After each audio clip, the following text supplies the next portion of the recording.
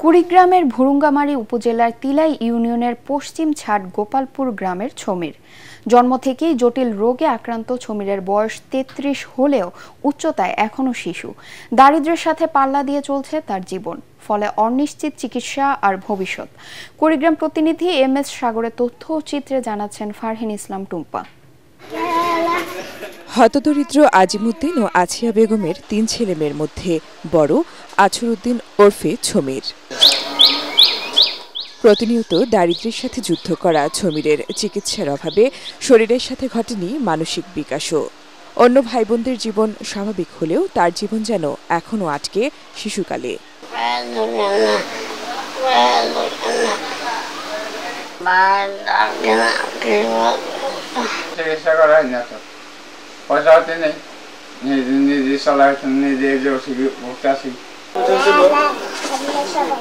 বয়সের কারণে শরীরে বাসা বাঁধছে নানা অসুখ বিসুখ।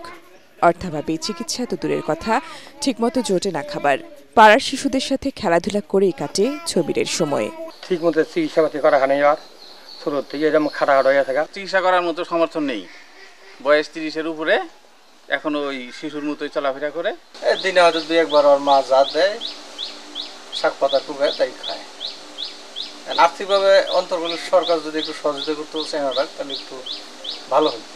বছরে একবার সরকারি মানবিক আর্থিক সহায়তা আসে জানিয়ে ছমিরকে সহযোগিতার আশ্বাস উপজেলা নির্বাহী কর্মকর্তার। সমাজসেবা অফিসে সাধারণত যারা দুরারোগ্য ব্যাধি আক্রান্ত বা সোশ্যালি যারা একটু হ্যান্ডিক্যাপ পিছিয়ে আছে তাদেরকে বরাদ্দ সাপেক্ষে তাদেরকে কিছু সাহায্য করা হয় এককালীন আর কি।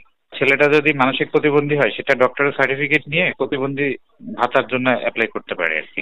মানবিক দিক বিবেচনায় অসহায় পরিবারটির পাশে দাঁড়াতে সরকার ও বিত্তশালীদের এগিয়ে আসার আহ্বান স্থানীয়দের।